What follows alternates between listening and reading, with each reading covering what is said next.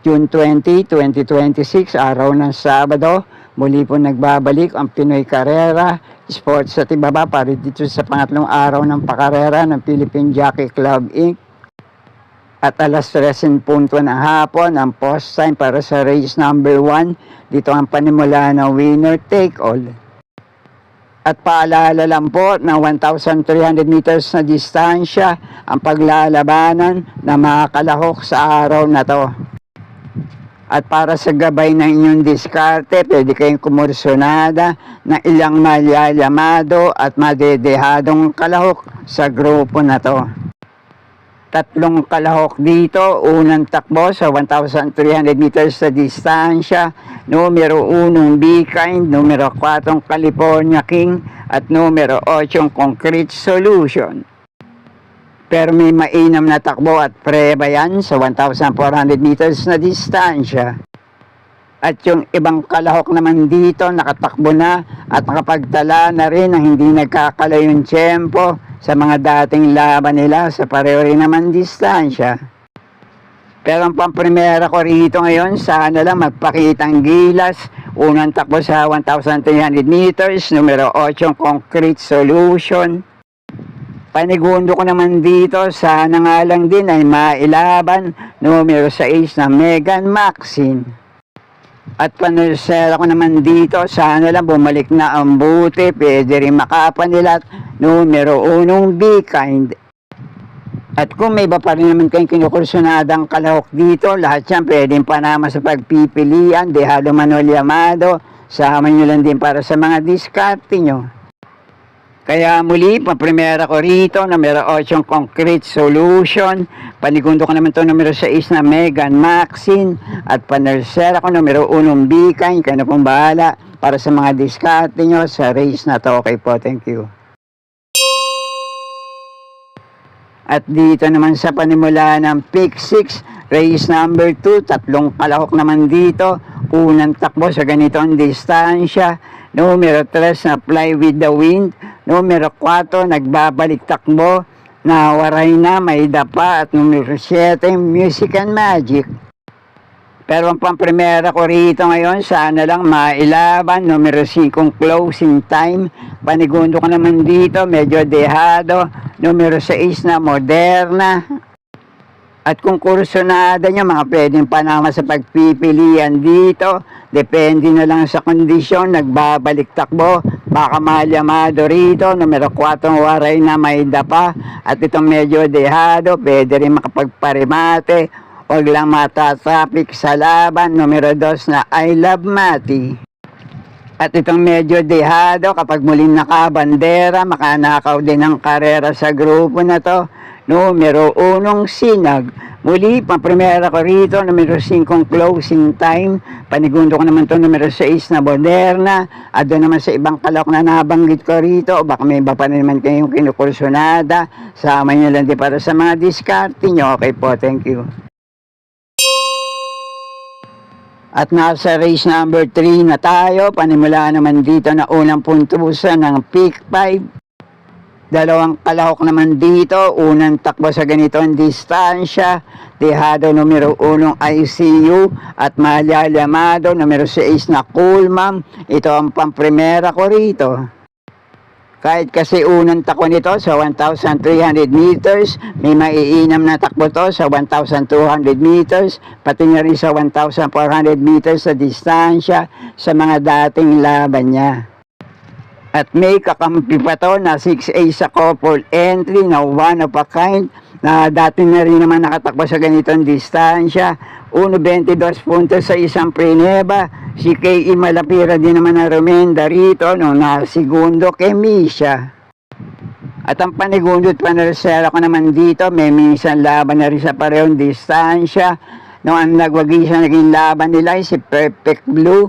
Panigundo ko rito, numero 2 na Fearless, na dumating ng panlima sa naging laban nila na yun.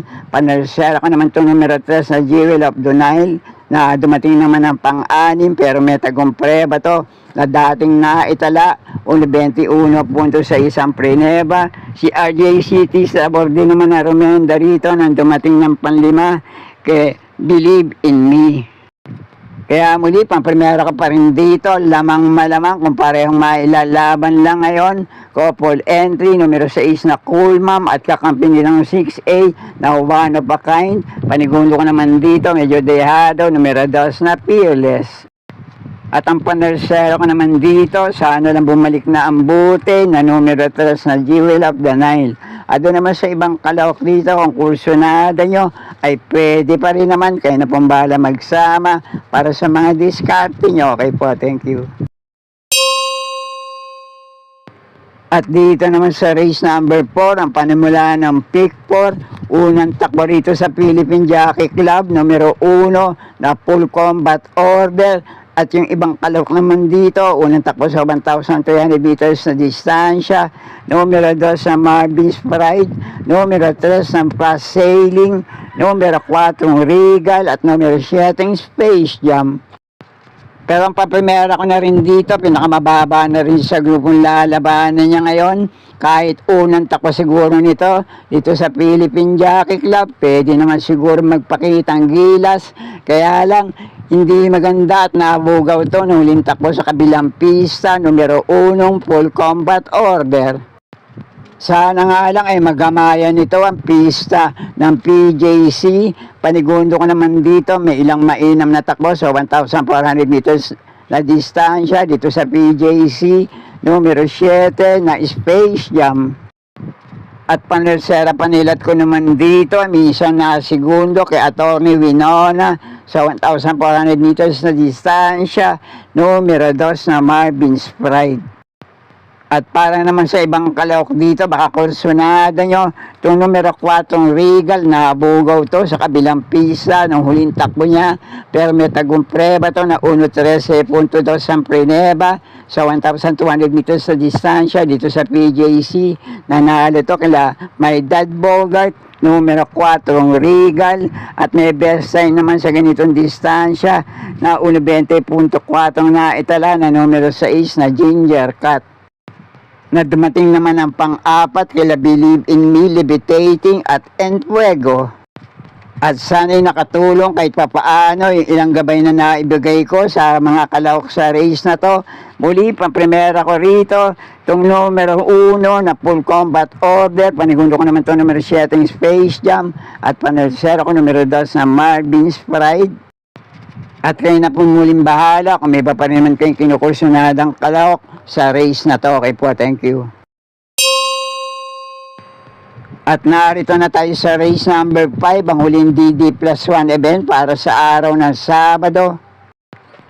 Apat na kalawak naman dito, unang takbo sa ganito ang distansya, numero 1 Mythic Layla, numero 2 na Easy Touchdown, 3A sa couple entry na Baby Hoblut, at itong deremate, numero 6 na Isla Puting Bato. Pero batay dun sa mahuling takbo ng ilang kalawak dito sa parehong distansya, pamprimera ko rito ngayon, couple entry, numero 3 na Freedom Lover, at kakampi nito na 3A na Babe in Hoblut. Panigundo ko naman dito, numero 8 Magnolia Ariana. At baka kursunada nyo, nagamayan nito ang pista ng PJC, deremating kalawak, wag lang matatraffic sa laban. Pwede rin makapanilat dito na numero 6 na Isla Puting Bato. Kaya ito ang panersera ko rito, muli, paprimera ko rito, couple entry, numero 3 na Freedom Lover, at 3A nakakampi nitong Baby Hoblut. Panigundo ko naman ito, numero 8 Magnolia Ariana, panersera panilat, numero 6 na Isla Puting Bato. Kaya na pong bala pa sa mga kinukursunada yung kalok sa grupo na to. Okay po, thank you. At narito na tayo sa penultimate race, race number 6. Alam naman natin siguro may dalawang kalawak dito, parehong may tulin. Depende na lang sa maging senaryo na bakbakan nila sa harapan. Numero 1 Liquid Gold at numero 4 Anglus. At yung 5 kalahok naman dito na malamang umabang, mag-aantay lang na tumukod yung 2 magbabakbakang matuling kalahok sa race na to. 1A sa couple entry na Everything, numero 2 na Limon Sudan Falls, numero 5 na Muni Maniman, numero 7 They Will Be Done, at numero 8 Wildcat.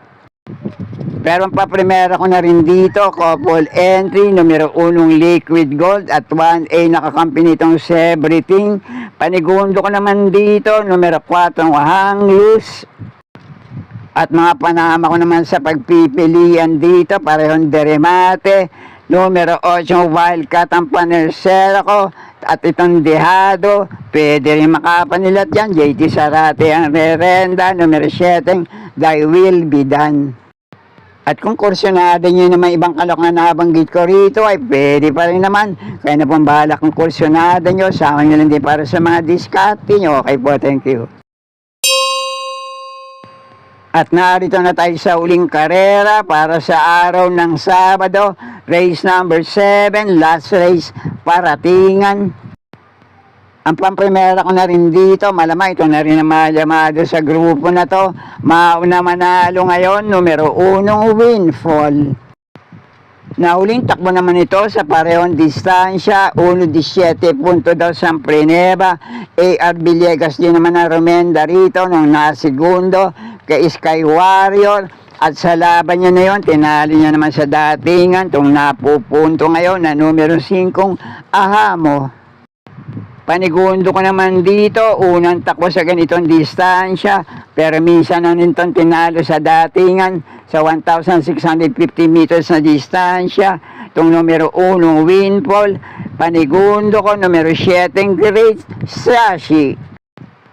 Kaya muli dito sa last race Paratingan, pamprimera ko rito, numero 1 Windfall, panigundo ko naman ito, numero 7 Great Sashi. At kung may iba pa rin naman kayong kinukursyonadang kalahok, ay kayo na pong bahala magsama para sa mga diskarte nyo. At sana'y muling matupad sa tama yung mga pili at kursyonada para sa araw ng Sabado dito sa Philippine Jockey Club. Good luck po sa inyo lahat, happy racing, at maraming salamat po. Subscribe, like and share, Pinoy Carrera Sports at iba pa. And please don't forget to click or tap the notifications bell icon for new video uploads and updates on this channel. Thank you.